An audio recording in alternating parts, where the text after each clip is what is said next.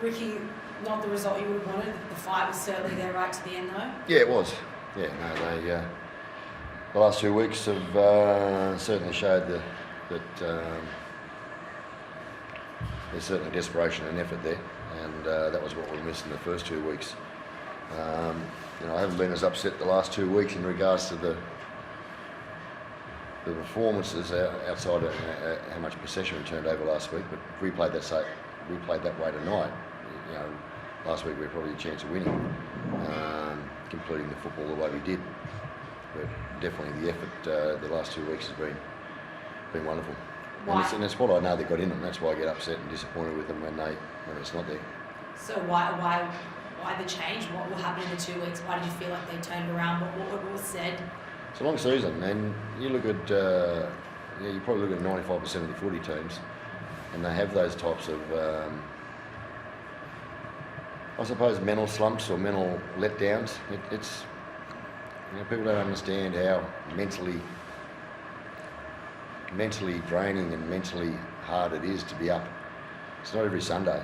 It's every day for preparation, every day for training. Some days are off, some days are good, and it's hard. It's probably something where I learned many years ago about a number of points that are uncoachable. Well, I like to be a good coach at the uncoachables, and there's a number of those, and if you get a lot of them right, and it's all got to do with mindset and attitude, you have a competitive football team. What were you impressed with tonight? What did you feel like that worked out there for you guys in terms of it came down to a 4-point game and it was almost over?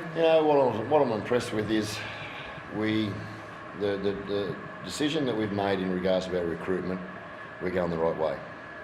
When you look at the amount of football and this is definitely not an excuse.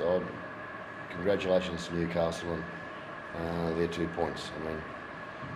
But you look at Adam, he's played 3 first-grade games. You look at Ethan, he's 19 and a half, and he's played this season. Kaio, who's brand new to the club, played probably now 18 games.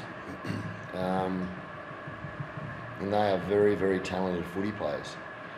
Once, I hope to talk to you this time next year on the back end of the season, just to see the growth in those kids. And the growth in those kids will be the growth in this football team. We've decided to go that way in regards to our recruitment, and I'm not disappointed with our decision. They're talented players, and they're going to be very good players, and they're going to be they're going to have longevity at this club, and we'll have a very, very good football team as experience is gained. Confident as well, these young players. Adam put up some kicks tonight that were impressive and really sort of peppered Caitlin under the high ball. It takes a lot of courage for a young guy only in such a small amount of games. You wouldn't believe the courage it takes to throw those floaters and spirals up. Ever since I've been at this club, I still remember with Seas and Osto, they'd laugh at me because I'd want to throw floaters up and spirals up. And I'd say, I don't give a stuff if they go out in the full. I don't care if they go long. There's a time to do it. And if you've got the courage to do it in a game, you're going to become a better football player. But you do need courage to have the heart to want to kick them. But it's not every kick. Some of our kicks tonight probably landed too far infield, and too many of them landed infield around the black dot, more so than punching it in the corners. But they're kids learning. That's the best way to learn. And I'd rather have a kid with courage than a kid who just wants to put everything in his back pocket and not be willing to test his skill. So, as I said, it's not an excuse, but I'm, they're really hurting in there, and that's probably the biggest.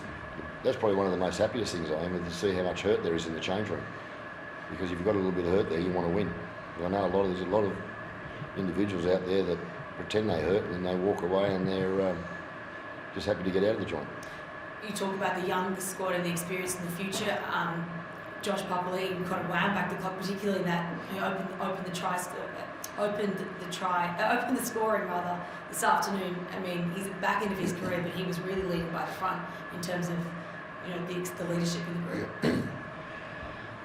Yeah, I'm glad you said that and see it, because I sometimes don't know if I'm too biased to my own players. Well, I am. I'm always biased to them. But Papa is an unbelievable talent. For what Papa's still doing at this stage of his career, about to reach 300 games as a front rower, such as Jared Hargraves, who's 306 today. They're special people to be able to achieve that. I mean, he knows how hard it is to play in the middle, let alone in the front row, for nearly 300 games for Josh. And as I say, I sometimes have to sit back and not say as much about Papa, because I don't think other people are seeing it, and they'll probably think I'm biased. He'll go down as one of the greatest 2 or 3 front rowers this club's ever had. And he's still in massive form at the moment. Sorry. So there's talks this week that he should, come out of retirement around his Origin career and put back on the Bronze jersey. Would you back him in if he wanted to do that? Absolutely, I'd back him in. He won't get bullied like they did last time. I guess, Ricky, you sort of, is the next step for the young team, is that sort of, I guess, to take those opportunities, because I think you create a few opportunities at the moment. Well, if you don't put your skill to the test, such as what we just spoke about there with Louise in regards to the spiral kicks, in regards to passing that extra pass, in regards to maybe passing overhead, challenging yourself, if you don't take that challenge, you're never going to find out if you're good enough and or can seize the opportunity. It will come. And when we beat Manly and Canterbury in a really tough, hard grind, 40-out win over both those teams, winning in the last minute or two like Newcastle did tonight. We got a bit of luck. Those games. We had no luck tonight. And that's not poor us, that's not the victim, not at all.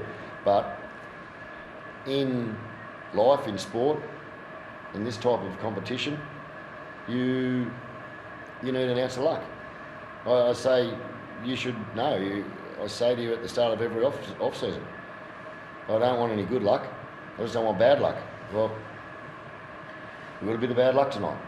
A couple of bounces didn't go our way. We could have went in even or leading with Ethan's break just before the break. But it didn't go our way tonight in regards to a couple of bounces. Zave could have scored that last try if it bounced differently, touched it differently. That's the competition we're in, and unfortunately we just didn't get that bit of luck we needed tonight. So a few guys coming back after the bye as well. Yep, yeah, we have. We've got,